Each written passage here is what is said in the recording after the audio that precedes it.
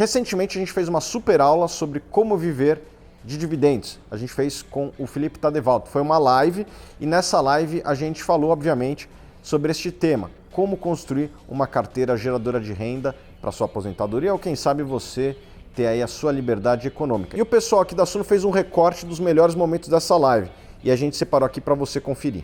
Flexibilidade e segurança. Segurança. As pessoas às vezes falam, né?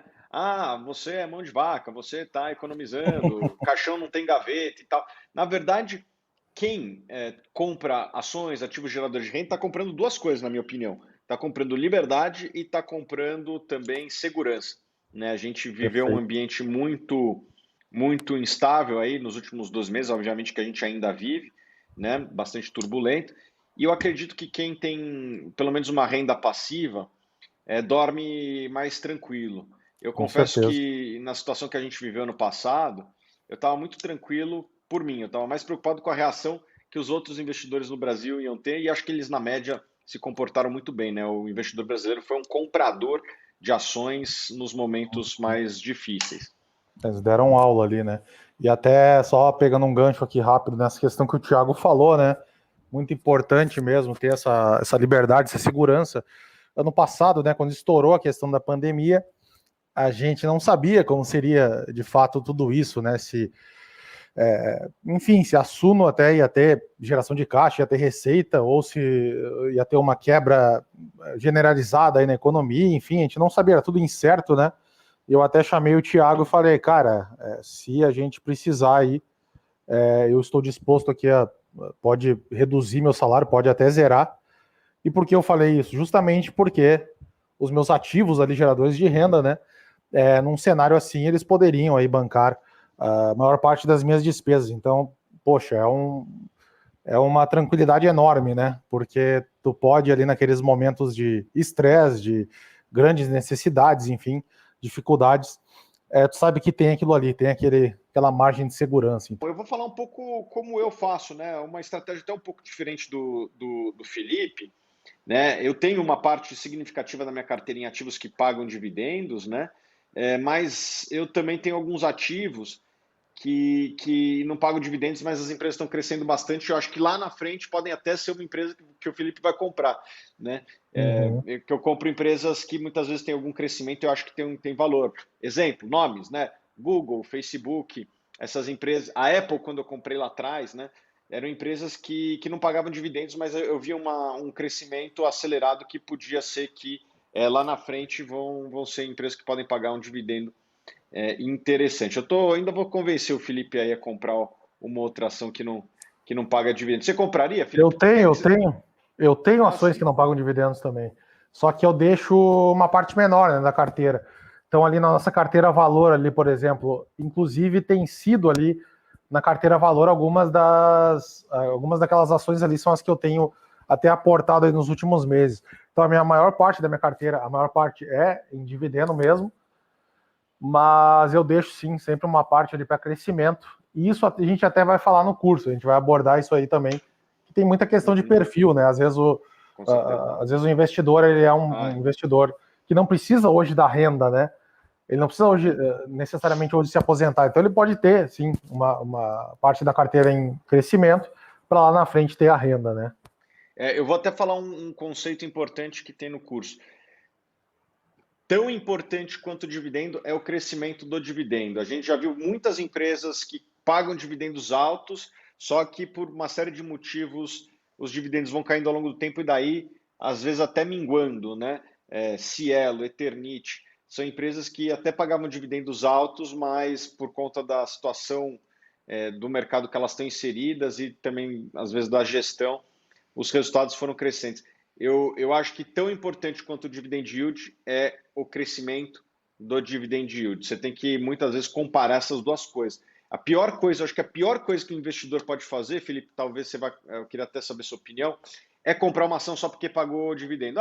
Tô lá comprando tal empresa, você vai lá no Status Invest e compra uma ação só porque ela está lá com seus 15, 20% de yield. Muitas vezes não é sustentável. Sim. Realmente muita gente vai só pelo yield, né? E muitas vezes eles escondem, na verdade, o yield de algumas armadilhas, né? Porque a empresa teve, às vezes, eventos não recorrentes, ou é uma empresa que, de repente, até está se endividando para pagar dividendos, né? E eu acho que o investidor tem que ter muito ali essa lupa, né? A gente, óbvio, a gente ensina muito isso nas assinaturas, né? A gente fala muito disso nos relatórios. No curso a gente vai também abordar. O investidor tem que ter essa questão de avaliar, né? Se é um dividendo recorrente ou não, porque sair olhando também só yield não vale a pena. Muitas vezes esconde armadilha e muitas vezes também, como o Thiago falou, o yield, na verdade, ele tá hoje, pode estar um pouco baixo, mas lá na frente a empresa vai pagar muito, né? Porque é uma empresa, de repente, que está fazendo retenção de caixa, está investindo, né? Então tem esses dois fatores. Olhar aí só o yield não dá, tem que ser um yield acompanhado com consistência de lucros, com geração de caixa, né?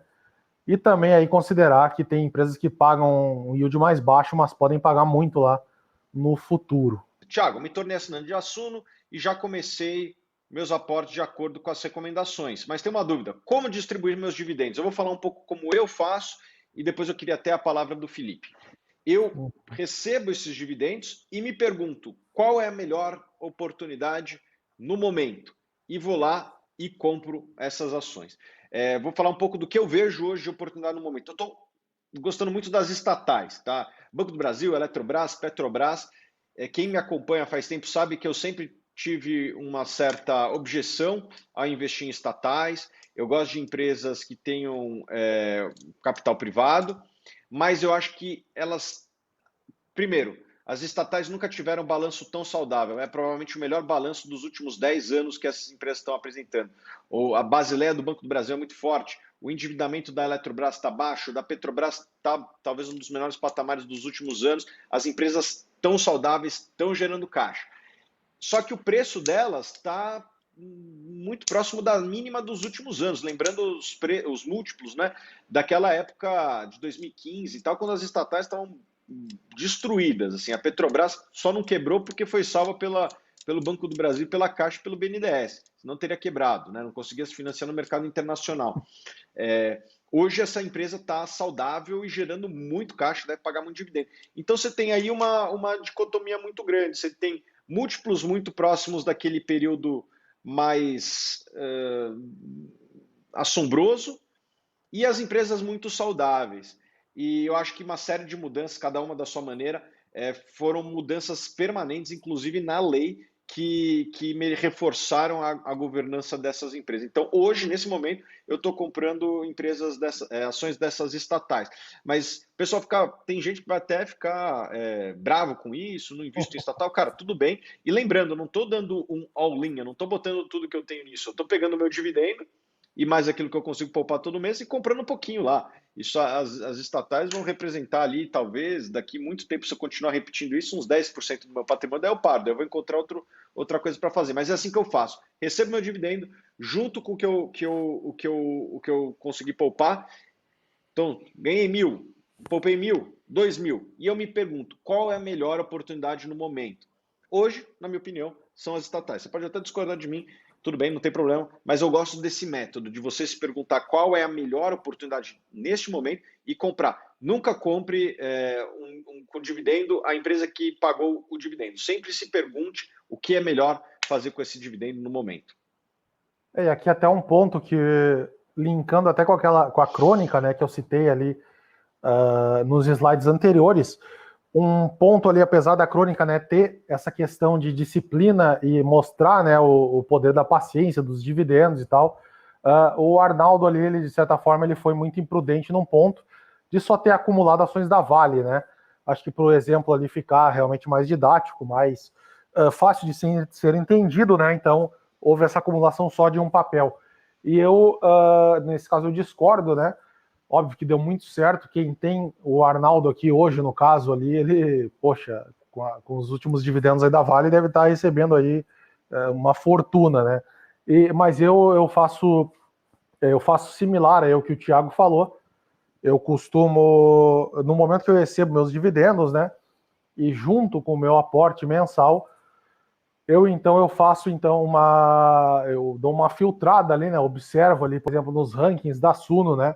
Eu abro ali a carteira dividendos, abro a carteira valor, que estão aí até no Suno Renda Variável, vejo geralmente quais são as melhores oportunidades e priorizo esses ativos. Então, em geral, é basicamente o que o Thiago faz, né?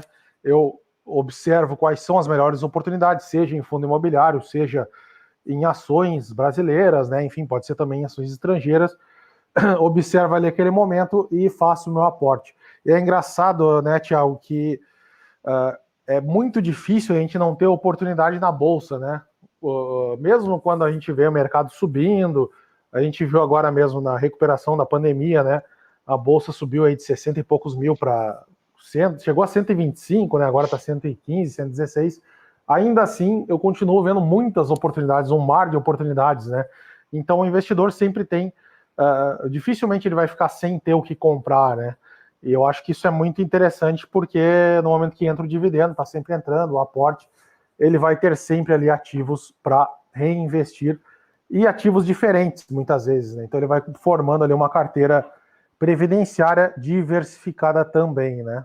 E hoje, se você se inscrever no curso Viver de Dividendos, você vai ter um desconto de 20%, tá bom? Vou botar o link aqui na descrição. Se você gostou do que você viu aqui, eu te prometo, você vai gostar muito mais do que tem dentro do curso, tá bom? A gente se vê lá no curso.